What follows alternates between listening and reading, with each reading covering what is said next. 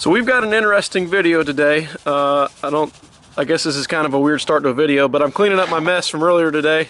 I was tearing apart the 3406 Cat, which we're going to get to in a second, but that's not even what this video is about. But just wanted to show you guys this stuff. I've used this a few times. I showed you guys a couple videos ago when we were working on this truck here, which is what we're working on tonight. But I showed it and I forgot to kind of use it. I did use it, but anyhow, this is not like your typical kiddie litter stuff. It's almost like a sawdust. And I really like it because it doesn't, I don't know, it's neat, but it works pretty well. Before we get into the actual video, what I want to show you guys is I took apart this here 3406 today. If you guys have been following along the channel for any amount of time, if you guys are into heavy engines, big bore engines, I picked up this truck for parts for my semi, and the engine had a spun main bearing in it, and therefore, you know, the engine was junk. Well, anyhow, I tore it apart today, as you can see, and I just want to kind of go over, because I don't know if, you know, maybe somebody was been wondering about this engine. Who knows? But if you can see this here, that's a spun, nice, the bearing spun on this main journal. This one here is also spun. This one was about to, but when I pulled the caps off, excuse me, when I pulled the caps off, this one was rotated. This one wasn't, but it was about to. It was all scored up, and the other couple, they look better than this. But I think I don't know if there's some pretty deep grooves in this thing. If it'll focus, I mean, it's pretty wrecked in my opinion. So I don't know if this is salvageable, and I tore it apart today.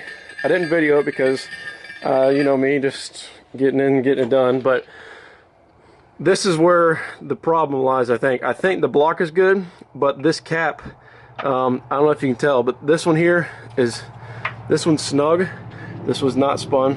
This is the one that was spun, and this top cap, a new bearing will not go in here. So I don't know if you can see it, if it's like it's warped almost. So I think it got so hot and warped it. I don't really know, but it shouldn't have this play in there like this one here, snug as a bug in a rug. So it don't look too bad, but I think definitely it needs a new cap, and it'll probably have to be line bored if I'm going to use it. But yeah, and just to kind of maybe what happened with this engine, I'm not really sure if this was the issue, but one of the cam rollers must have been not working properly, because you can see quite a bit of wear there, pretty bad. But that's the only one that looks bad. So I think one of the rollers might have spun or turned, or I don't know, seized up or something. But I was thinking this may have been the issue, sending metal through the engine possibly, which would cause that to spin. I'm not really sure. But yeah, I know this is a very off topic from what we are about to dive into, but anyhow, if you guys have been wondering, this is where we're at. And with this project, not really like I was planning to use it, but I wanted to tear it apart and see what was wrong with it. I took all the liners out of it. They were pretty bad to begin with because it's been sitting for a while. But I believe if you were to line bore this one, have to get a new cap, line bore that one, it would probably be a decent core block. So with that being said, I don't know if anybody's watching this video would be interested in this, but if you are, let me know. This would be a good core for your project possibly. But off topic, I know. This is what we're getting into tonight. We have got all the goodies from Mikey G. You guys, if you follow Greg A, you know exactly who I'm talking about. He hooked us up, got us a good deal on some parts through S&S Diesel, and this is what y'all want to see, don't you? Oh yeah, you know what we're doing. If you clicked on this video, you should know what we're doing. But we have got a project on our hands tonight. I'm going to try to get this knocked out so that this truck can get back to work on Monday. Depending on if we get this thing tore down tonight, I'm going to try to take apart the CP3 pump and show you guys what's wrong with it. But I do need to check a few things to make sure, because I have an aftermarket Cat filter. I need to make sure that we can either, one, the fittings will work on this pump, or make sure we don't have to do anything different to make. I might have to take one of these off and take one of the these quick locks or these push connect fittings off and put on the other line, possibly. I'm not sure, but anyhow, let's dive into it. Somebody correct me if I'm wrong here, but I want to say that I saw a video recently where the 2021 Rams come with a CP3 pump, not a 4 like this one has. As you can see, CP4 pump. I have just under 40,000 miles on this truck now. I can't believe I've already got that much on it, but I do drive pretty far for work every day, so it gets used, that's no doubt. So, I mean, like I had mentioned in the last video, we were doing some transmission upgrades, that I do, you know, pretty religious about keeping some additive in it, so that way this pump lasted us this long. And I really, you know, nobody hates buying a truck and then putting, you know, close to $3,000 worth of parts into this truck, and you know, just to fix, you know, an issue that wasn't an issue on previous years. So didn't want to spend the money, but it's going to need to get done sooner or later. So here we are. We're about to fix this thing up right. But anyhow, what we've got to do, obviously, we have to take the pump out, and we've got to move the ECM a little bit. I think it has to like kick back or something, so that that way the CP3 will fit in there. As mentioned, this is a S&S kit, and one of the main reasons why I like this one, as far as I know, there's only 2 kits available right now for the 19s. It's S&S and industrial injection. I don't know if I have a preference, but I like this kit because it already comes with the gear fitted onto the pump. I believe with the industrial injection, you've got to take the gear off of your other CP4 and put on here. This is already installed, so you don't have to mess with pulling the gear off. I believe you have to have a puller to pull that gear off. So this is the one that Mr. Mikey G recommended, and obviously this is what we got. So I'm going to read the instructions a little bit, and then we're going to get started on this project. I'm probably not going to, you know, take step by step, but kind of show you as we're going along, maybe little tips and tricks here and there. But hopefully by the end of the night, we can get this installed, and if we have time tonight, we're going to take apart the old CP4. So anyhow, let me get to work, and then we will see what we need to talk about here shortly. I've got some things off. I got the little short return, or the short feed line that goes from this top one to the side right there, if you can see that through there, and then the long feed line that goes to the rear of it. You almost need like the special tool it tells you to come with, but I was just able to sneak I don't even know how, but I was just able to sneak a wrench back and around through here, get it on there, and I got this rear line off. So anyhow, I can barely even see it from where I'm at, but I was able to sneak it back through, kind of like so, if that makes sense, on top of it through there, and just able to break it free. So that may or may not work for you, but anyhow, I got that off, so I'm gonna fish that out and keep tearing stuff apart. I forgot to mention that the rear line just gets this little cap here, and all it is just a like a tapered little deal in there, and it just gets threaded in and capped off. So that's all you got to do for the back. The new one just goes right there on that central feed for the rail. CP4 is out. Next thing to do is remove the ECU, ECM, whatever you want to call it. You take the connector out, obviously, because better access to the bolts down there, but you mainly need to do it so that you can gain access to removing this bottom CP4 nut right there. So take those few connectors out, push this back so you can get a socket back there. Makes it a little easier. But there should be 4. There's 1 there, 2, 3, 4 in the back, and take it out. I don't know if you take it out or if you just kind of slide it over, and I don't know, but that's our next goal here. I managed to get the ECU back in with the supplied bracket right here, and I figured this out after the fact, but the 2 right here, the ones on the bottom, there's one there and then one in the back there, they're a whole lot easier to get from underneath. I didn't even think about it, but I dropped the back bolt trying to get it in there, so I went underneath looking for it, and realized that it was much easier getting those, that one on the lower down there, and there's one there and then one on the back side back there. So easier from the underneath. Just a little tidbit there. I am now need to remove all 3 studs here. I'm gonna try to double nut them to back them off there, and then we should be ready to get back on the install. We're almost done tearing it down. We're kind of reinstalling because we've got the ECU plate in there, but just got those few things to take off, and then we will be able to put the pump in there. CP3 is in, and I'm putting in the mounting bolts for it. And I don't know, I can't remember where I saw this trick though, but the one that's on the bottom of this pump, more or less towards or on the block side, it's way back up in there, and it's a 13 millimeter, and it's pretty loose.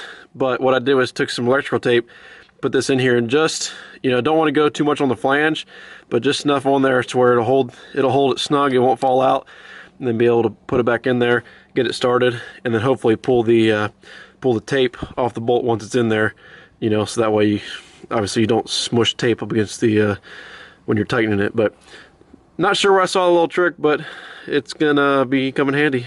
Everything should be ready to go now. Got everything, got the feed line on, everything's tight.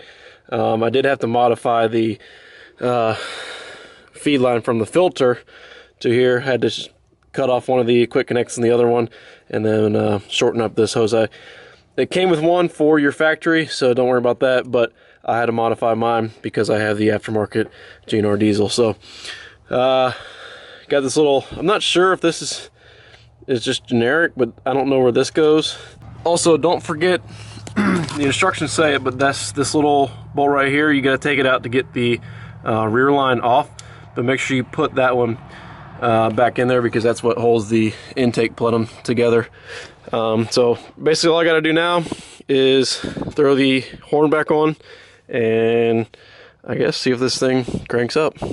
Everything is back together and cleaned up my mess, so let's see if this thing will fire off.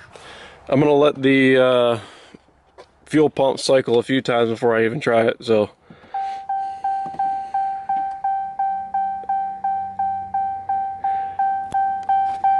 "52 degrees in Florida."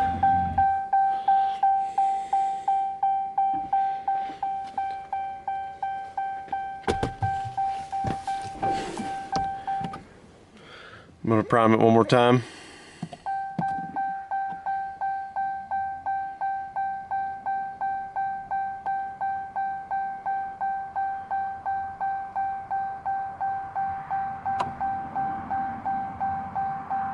All right, let's see.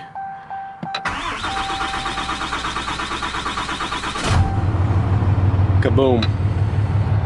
You all aren't going to be able to hardly see anything, but we're going to take it for a little spin here. Make sure that, get her going, get her up to speed, and all that jazz. Make sure it still functions properly.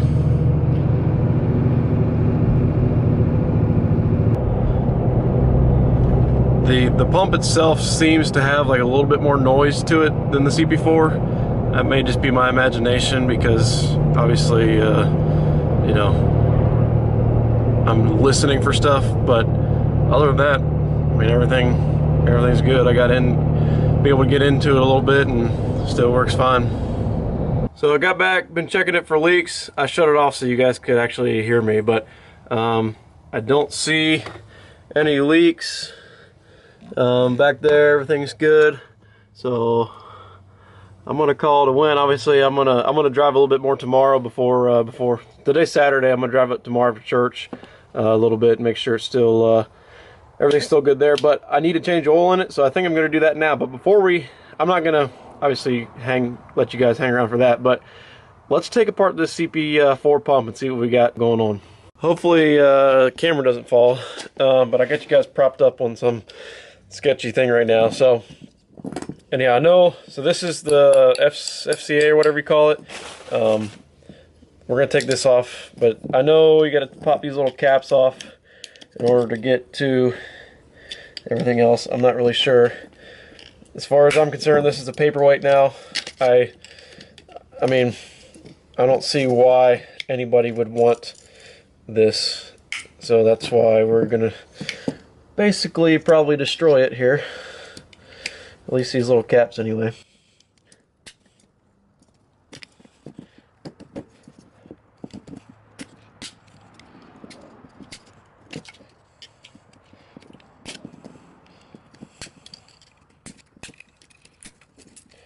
I'm not really sure how to do this properly, but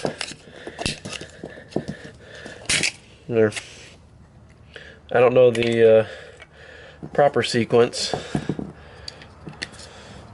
We're just getting it done. All right. Let me get some Torx. Take that off. So let's take this little FCA or whatever the heck you call this out first.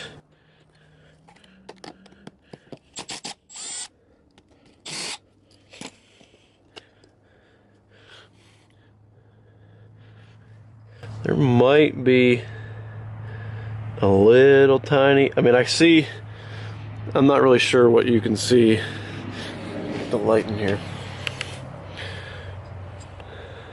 I don't know if you can see, like right in the corner of this one, I see a little bit of some kind of something. I don't see any metal per se, but I don't know.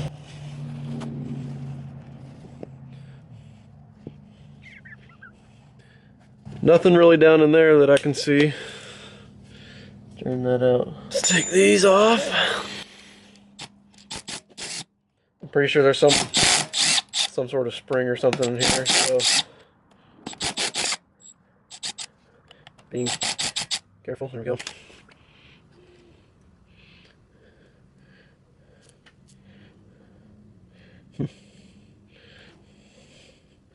All right. Oh, there's a lot of fuel in there. Oops. Oh, okay. Let's get this other one off, and then I should be able to tell you what I see here.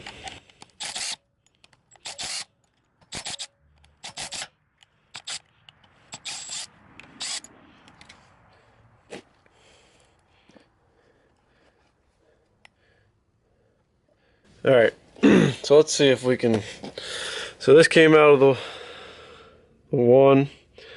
There's, try to play the light around. There's minimal scoring in both of them, but I can see. Does that come out of there? I don't know how this works. Minimal scoring on them, but it's not none. I mean, these actually look surprisingly well. I'm gonna be honest, this looks really good.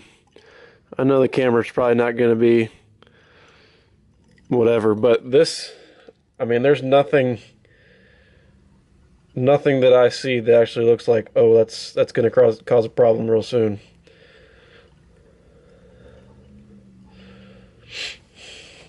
But yeah, I know for those who are not familiar with CP4 pumps, what happens is, so these little rollers or whatever you want to call them, they ride on this. It's like a double lobe. I would say it's a kind of like an oval shape lobe, and these ride up and down on it. But what happens is there's nothing that keeps these from spinning. So what will happen is whenever they get in here, so a lot of times they will spin, and it'll start here, and it'll start wearing down. More or less, the full lobe is not rolling on it. Instead of rolling like this, it's rolling around like this, and that's what creates friction, because then all you have is fuel lubricating it. You don't have any kind of roller. Basically, metal on metal contact then. But yeah, it actually looks surprisingly well. I'm surprised that, you know, like I said, the main failure would be if these were to spin and not roll with the I don't know, what do you want to call it, a cam, a little camshaft in there. So I'm surprised. It all looks fairly decent. So yeah, don't look bad at all. There is, however, I just noticed this. There is, see a little bit of scoring there on the wall of this here. You see that where it's a little a little worn on the walls. It's all the way around, and that's just the top of the stroke on this when it comes to the top and goes back down. I'm not sure why it's wearing like it is. I don't know what this is made of, but the housing is aluminum, so over time as well, even if these things did stay straight, and maybe it's the the housing that wears out which causes them to spin, but either way, I'm glad we did what we did. We got it taken care of, so hopefully we don't have any kind of problems with this in the future. We'll take this here off the back side.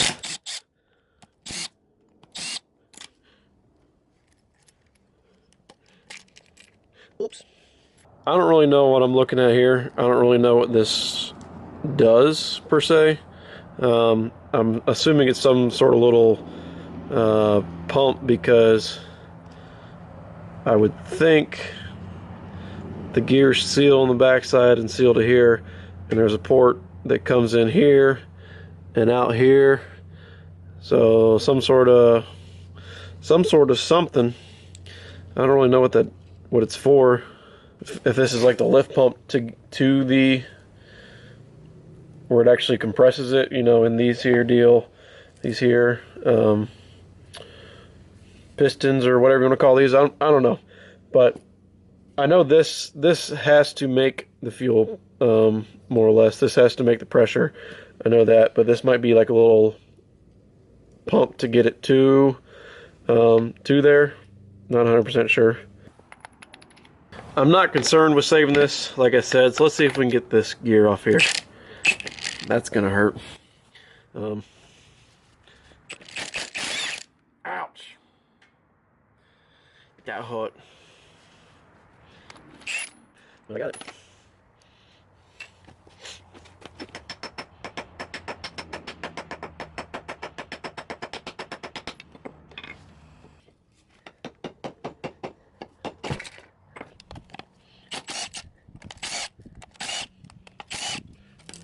Managed to get it out, but not without some destruction, and we're not going to talk about that. But it's out, and I mean, it looks, I don't know, it looks good for 40,000 miles, and I know people are having a lot of trouble a lot sooner than that. That little smudge right there is just some dirt, but yeah, I don't know what to say other than this looks decent, and it didn't need changed, but we would have never known had we, we could have taken